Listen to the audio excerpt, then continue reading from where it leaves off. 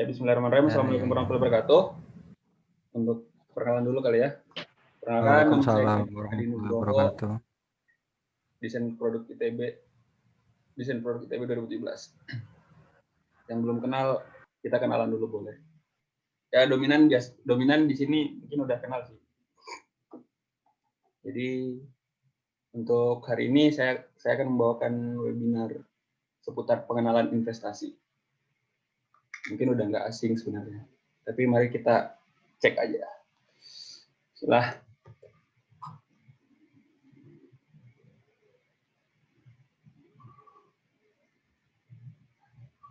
Nah, ini nih yang biasa kendalanya untuk orang-orang. Banyak yang mau mulai investasi, tapi tidak semua berani take action.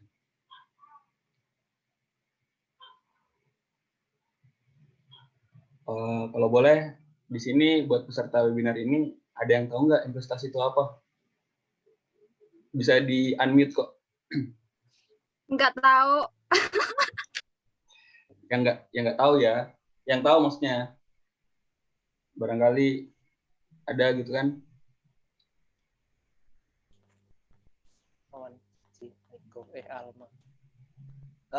Invest. Sekilas tentang investasi menurut mas-mas dan mbak-mbak sekalian. Investment, investasi, invest. Arti menyimpan. Kurang tahu sih. Ya itu paling penting dari itu. Boleh. Oke, kita lanjut. Investasi seperti yang tadi dijelaskan oleh saudara Mas Barak, itu kegiatan penanaman penyimpanan ya, seperti penanaman modal yang tujuannya untuk mendapat keuntungan. Dengan begitu, dana atau aset nasabah yang dibeli atau yang disetorkan memiliki nilai jual yang terus berkembang. Anjir, gugup banget. Nah, manfaatnya itu ada beberapa. Pertama, jumlah return relatif lebih besar. Nasabah tidak bisa meraih hal tersebut melalui tabungan konvensional. Tabungan konvensional itu ya kayak di bank yang ada bunganya tapi kecil. Menekan angka inflasi karena uang yang beredar dimanfaatkan untuk kegiatan produktif sehingga mengurangi kegiatan konsumtif.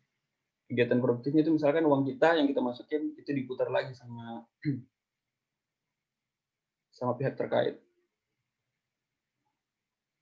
Penghasilan jangka panjang. Nasabah dipaksa untuk berpikir dalam jangka waktu panjang sesuai dengan kebutuhan masing-masing. Mendorong hidup hemat dan disiplin. Nasabah harus membuat prioritas keuangan dalam hidup sehingga akan belajar untuk lebih hemat. Mencapai tujuan hidup tertentu. Sebelumnya mau ngingetin di sini sekedar sharing ya, maksudnya saya tidak berusaha menggurui ataupun apapun lah. Jadi kalau misalkan ada yang salah bisa dikoreksi. Oke, lanjut. Jenis-jenis investasi. Ini sekedar pengenalan dulu. Tabungan. Ya kita semua mungkin tahu yang tabungan misalkan celengan gitu kan. Tapi yang di sini terkait sama bank konvensional. Memberi kontrol penuh kepada nasabah yang menyimpan dan mengambil uang. Transaksi mudah namun bunga tabungan relatif kecil. Deposito. Bunganya lebih besar dari tabungan. Nasabah tidak diperbolehkan mengambil uang dalam waktu tertentu. Ada juga saham. Nasabah berhak atas kepemilikan suatu badan usaha.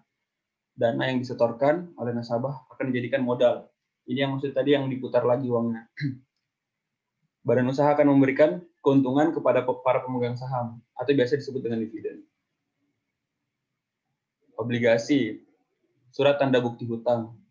Nasabah memberikan hutang kepada pemerintah. Nasabah memberikan hutang pada pemerintah atau perusahaan. Pihak berhutang akan mengembalikan hutang dengan menambahkan bunga dengan jumlah yang lebih besar apabila dibandingkan dengan deposito. Ini obligasi, dia keuntungannya dalam bentuk bunga ya. Reksadana, penghimpunan dana secara kolektif, dana yang terkumpul dikelola oleh manajer investasi untuk kemudian diinvestasikan ke berbagai instrumen. Keuntungan dibagi rata kepada para investor. Cocok bagi nasabah yang merupakan pemula dalam dunia investasi. Nah, ini kita lebih masuk lagi nih. lebih fokus lah. Apa itu tabungan? Menurut KBBI, tabungan itu tempat menabung uang, celengan uang tabungan atau uang simpanan. Tabungan, simpanan uang yang berasal dari pendapatan yang tidak digunakan atau keperluan sehari-hari, maupun kepentingan lainnya. Simpanan uang dapat digunakan atau diambil kapan saja tanpa terikat atau oleh perjanjian dan waktu. Lanjut, bank salah satu tempat menabung modern saat ini yang memiliki beberapa keuntungan, yaitu keamanan. Itu nggak ada anti ngepet lah pokoknya, atau maling. Keuntungan dari tabungan itu ya bunga tadi, ada bunganya meskipun kecil. Praktis, bisa ditarik di mana saja, dan pengelolaan uang yang baik.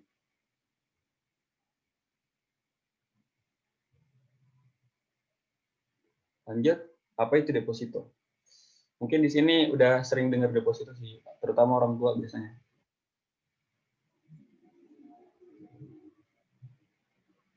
Deposito dalam istilah keuangan berarti uang yang disimpan di bank dalam waktu yang sudah disepakati antara nasabah dan bank selaku pemegang otoritas.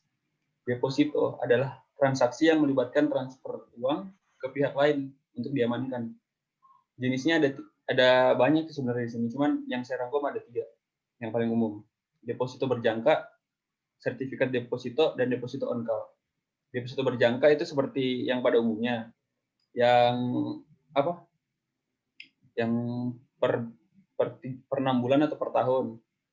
Sertifikat deposito itu kayak sertifikat semacam, dia mirip seperti obligasi tapi dalam bentuk sertifikat. Sedangkan deposito on call itu jangka waktunya paling cepat 1 minggu dan paling lama 1 bulan. Nah, pada deposito on call ini dana yang mau didepositokan harus tinggi dalam jumlah besar. Keuntungan deposito, keuntungannya bunganya lebih besar dibandingkan tabungan. Keamanan uang terjamin, resiko sangat kecil, akses bunga mudah. Kelemahannya, keuntungan kecil dibanding investasi lainnya, ikut terkena inflasi. Nah, di sini ikut terkena inflasi kalau misalkan kita store 100 juta, terus deposito 1 tahun. Nilai yang kita store pada 100 juta itu bisa jadi tidak bertambah pada tahun selanjutnya. Terus dikenai biaya pajak. Biaya pajaknya cukup tinggi dibandingkan yang lainnya. Ada biaya penalti kalau misalkan kita menarik uang deposito yang sebelumnya kita janjikan itu. Nilai investasi tidak bertambah, seperti yang dijelaskan tadi, yang terkena inflasi. Nah, ini pada pertemuan beberapa waktu sebelumnya sudah dijelaskan mengenai saham. Namun di sini kita kenalan sama permukaan lah. Apa itu saham? Saham adalah surat yang menjadi bukti seseorang memiliki bagian modal suatu perusahaan. Seseorang yang memiliki saham mempunyai hak milik atas sebagian aset perusahaan. Milik saham memiliki hak untuk mendapatkan dividen sesuai dengan jumlah saham yang dimilikinya. Perolehan dividen biasanya tergantung dengan keuntungan dari perusahaan tersebut. Jenis saham, saham biasa, dan saham preferen. Saham biasa ini dia Saham biasa dia saham yang pemilik saham biasa dia bisa ikut menyumbang suara dalam setiap pemilihan pada perusahaan tersebut.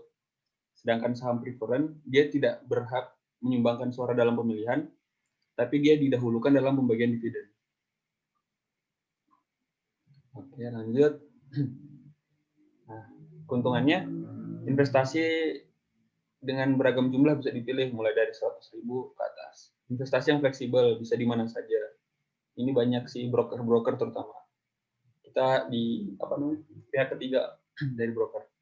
Naiknya margin keuntungan. Jadi dia dipastikan bakal naik. Pajak saham merupakan presentasi pajak yang relatif kecil. Jadi pajaknya kecil dan transparansi dalam investasi. Bisa diamati dari media-media manapun sih. Makanya lebih transparan. Kekurangannya capital loss karena tadi dia marginnya bisa naik, otomatis dia juga bisa turun. Suspend terjadi itu kalau misalkan para investor dia terus-menerus mengalami kerugian. Makanya akunnya bisa saja disuspend biar tidak mengalami kerugian yang lebih banyak. Mudah terbawa arus karena iming-iming pendapatan yang besar. Nah, ini sering banget nih buat yang main saham. Bisa dia karena ketertarikan, wah, tahan sebentar, barangkali bisa naik, itu sebenarnya bagian dari kekurangannya.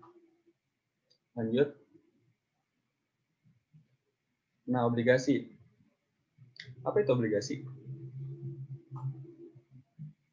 Obligasi istilah dalam pasar modal untuk menyebut surat pernyataan utang penerbit obligasi terhadap pemegang obligasi. Jadi di sini obligasi itu maksudnya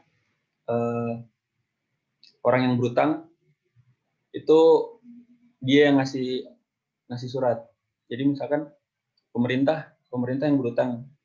Jadi itu hitungannya dia pihak yang penerbit obligasi, sedangkan yang pemegang obligasi pada pihak yang berpiutang. Jenis-jenis obligasi berdasarkan nominal. Obligasi konvensional itu 1 miliar per lot. Sedangkan ada 2 sini. Sebenarnya banyak sih sebenarnya. Ada obligasi berdasarkan nominal, ada yang berdasarkan imbal hasil, ada juga masih ada 2 lagi yang berdasarkan indeks. Yang berdasarkan nominal di sini ada obligasi konvensional 1 M per lot. Jadi dalam perlu 1 miliar dalam 1 lot. Sedangkan obligasi retail 1 juta per lot. Berdasarkan jenis imbal hasil, ada obligasi konvensional dan ada obligasi syariah. Kalau konvensional seperti biasa, itu keuntungannya berdasarkan dari bunga. Kalau misalkan obligasi syariah, itu saya lupa ya kalau nggak salah. Kalau nggak salah, obligasi syariah itu dia intinya tetap mengikuti aturan dalam Islam.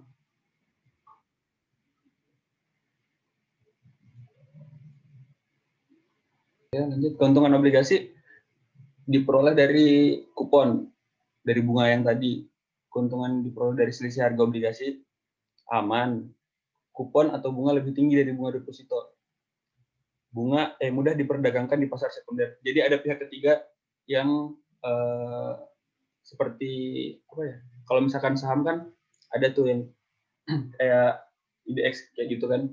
Nah, itu nanti dia juga ada. Saya lupa namanya. Kekurangannya itu penerbit berisiko gagal bayar dan konsekuensinya investor tak memperoleh untung. Jadi kalau misalkan penerbit gagal bayar, investor tidak mendapatkan keuntungan sama sekali sebenarnya di sini. Jatuhnya rugi sebenarnya. Rentan terhadap perubahan suku bunga, ekonomi dan politik. Menjual obligasi sebelum jatuh tempo menimbulkan kerugian. Lanjut. Nah, ini apa itu reksadana? Reksadana merupakan sebuah paket investasi yang dikelola oleh manajer investasi profesional yang sudah berpengalaman di pasar modal. Jadi, paket ini diisi dengan beberapa jenis investasi seperti saham, obligasi, atau pasar uang. Nah, manajer investasi itu pihak yang diberikan kewenangan untuk mengelola dana ke dalam portofolio investasi yang dinamakan reksadana. Jenis-jenis reksadana ada banyak sih. Seperti yang dilihat di sini, ada reksadana saham, reksadana pendapatan tetap, reksadana campuran, pasar uang, dan exchange trade fund, dan juga reksadana syariah. Keuntungannya, dana dikelola oleh seorang profesional yang tadi manajer investasi. Diverifikasi itu pengelompokannya. Jadi kalau misalkan ada dalam reksadana itu ada 3, misalkan ada pasar uang, obligasi, dan saham. Jadi kalau misalkan salah satu cair, yang lainnya menutupi. Investasi terjangkau, ya hampir seperti saham, dia bisa mulai dari 10.000 atau 100.000. Dapat dicairkan kapanpun, biaya relatif rendah dan bebas pajak. Kerugiannya investasi ini ya, kerugiannya investasi ya seperti biasanya. Setiap investasi pasti punya kerugiannya masing-masing. Nilai pasarnya mudah mengalami penurunan. Ini nilai pasar yang mengalami penurunan seperti pada saham pun demikian sebenarnya. Berpotensi terjadinya default, kelalaian. Nah, yang pada default ini itu identik dengan si manajer investasi tadi. Butuh waktu pencairan, likuiditas. Jadi dalam waktu pencairannya reksadana itu tidak bisa langsung ketika dicairkan kita jual hari ini, dananya diambil hari ini, nggak bisa. Penutupan reksadana ini kalau misalkan adanya reksadana yang ditawarkan itu yang kita punya itu terus mengalami penurunan sehingga dilakukan penutupan untuk tidak terjadinya kerugian yang lebih besar. Ya, lanjut. Ini iklan ya. Akan ditonton dan Guys, mau punya mobil, punya rumah sendiri, liburan ke Iceland, S2 di Amrik? Gampang kok, asal ada duitnya. Ya iyalah, masa belinya nggak pakai duit? Masalahnya tabungan kita bakal cukup nggak? Oke, kita nabung tiap bulan, bahkan sampai hemat-hemat demi masa depan. Tapi, apa 5-10 tahun lagi harga barang-barang masih sama? Coba deh ingat-ingat, waktu kita kecil dulu, harga mie instan sebungkus berapa? Harga minuman botol berapa? Dulu, gopek doang kita udah bisa dapat mie instan sebungkus. 10 tahun kemudian, sekarang 2.000 sampai 2.500. Padahal barangnya masih sama loh. Kok bisa? Nah, ini yang namanya inflasi. Harga barang terus naik sehingga nilai uang makin menurun. Efeknya apa sih ke tabungan? Misalnya, kita nabung dengan bunga 5% per tahun. Tapi dalam 10 tahun terakhir, rata-rata inflasinya 6,1%. Jadi, uang kita malah kepotong 1,1%. Rugi dong. Kalau kita punya pendapatan tetap, tetapi masih mengandalkan tabungan, inflasi akan jadi bencana. Jumlah yang diterima dan ditabung akan relatif tetap, sedangkan harga barang terus melambung tinggi. Mau nabung sebanyak apapun, bunga tabungan nggak bakal bisa ngejar. Nggak bakal cukup dong buat beli mobil, beli rumah, apalagi liburan ke Iceland dan S2 di Amrik. Sedih kan? Satu-satunya solusi untuk melawan inflasi jangka panjang adalah dengan investasi. Investasi adalah mengelola dana supaya menghasilkan keuntungan jangka panjang. Bentuknya bisa bermacam-macam, seperti mendirikan usaha, membeli properti, menyimpan emas, termasuk yang sederhana namun tetap menguntungkan adalah investasi di saham atau reksadana. Investasi di saham atau reksadana sederhana tetapi powerful. Kita bisa mengubah pendapatan linear kita dari kenaikan gaji dan lainnya menjadi pendapatan eksponensial dengan hanya investasi yang rutin. Cukup dengan menyisihkan uang jajan minimal Rp100.000 per bulan. Nggak susah kan? Soal keuntungan sudah terbukti bahwa investasi di saham dan reksadana secara jangka panjang itu lebih menguntungkan. Lihat saja grafik rata-rata return per tahunnya dari produk-produk investasi ini. Kalau sudah begini rasanya nyesel deh kita nggak investasi dari dulu-dulu. Kalau kita sudah mulai investasi sejak 10 tahun lalu untuk melawan inflasi tinggi ini, setidaknya kita sudah bisa mewujudkan salah satu mimpi kita. Tetapi, better late than never lah.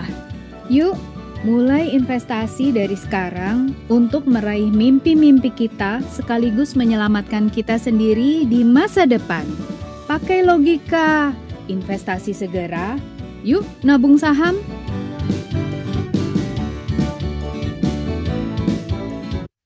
Ya, mungkin itu ya ini iklan yang di luar konteks sih. Kalau berobatnya sih sering, jalannya dia nggak pernah.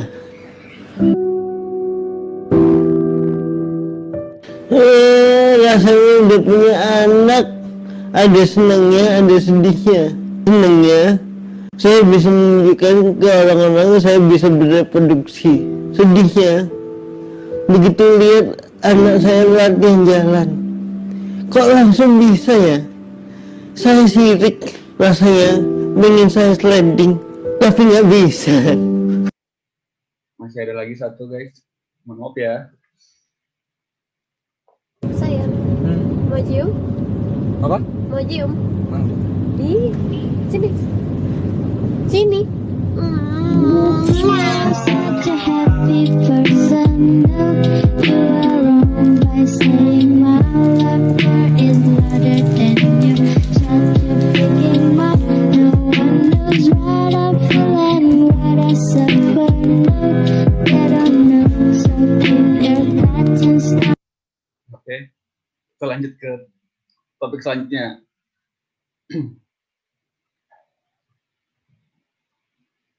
Manajemen keuangan, bagaimana mengelola uang agar tidak miskin di akhir bulan.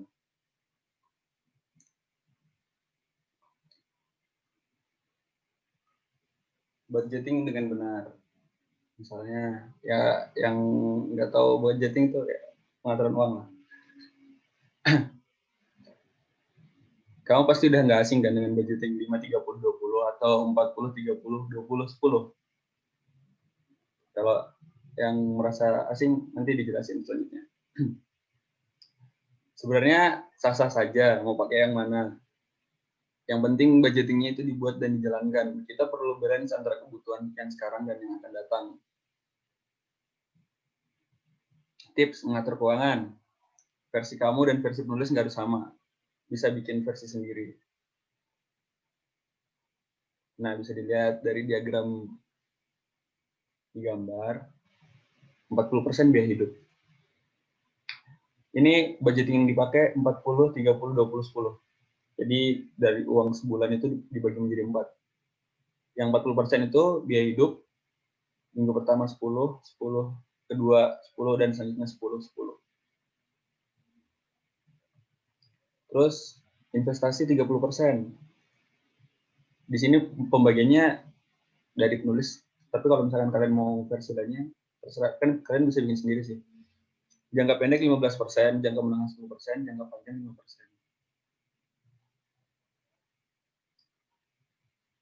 Nah, katanya kalau kita terlalu menghitung-hitung, itu sama saja tidak menikmati hasil kerja keras. Padahal ketika kamu merencanakan, yang paling penting adalah nikmati hari ini dan merencanakan masa depan. Jadi, mikirnya sudah jangka panjang. Kalau kamu merencanakan dari sekarang, kamu akan happy di saat sekarang, happy di masa depan karena bisa mewujudkan tujuan keuangan. Kalau income pas-pasan gimana? Nah, artinya kamu harus tambah pemasukan kamu, tidak hanya berhemat saja. Ingat, hemat saja tidak akan membuatmu kaya. Nggak usah overthinking, mulai saja dulu. Selanjutnya, kamu bisa belajar dari pengalaman. Apa yang penting untuk dilakukan? Hal yang penting untuk dilakukan. Pertama, donasi. Tabungan atau investasi dan cicilan dibayar di awal. Kedua, kalau kamu pengen beli barang dan belum siap uangnya, lebih baik nabung aja daripada nyicil. Live your today, plan your tomorrow. Kita tidak bisa mengendalikan masa sulit. Ini kata-kata mutiara sih untuk hari ini. Kita tidak bisa mengendalikan masa sulit, tapi kita bisa mempersiapkan diri untuk menghadapi masa sulit. Investasi tertinggi adalah kesehatanmu. Ya, terima kasih. Mungkin ada yang mau ditanyakan.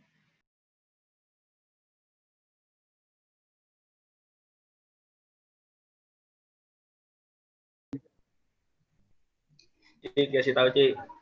3, Kok sih? 3, 2, 1.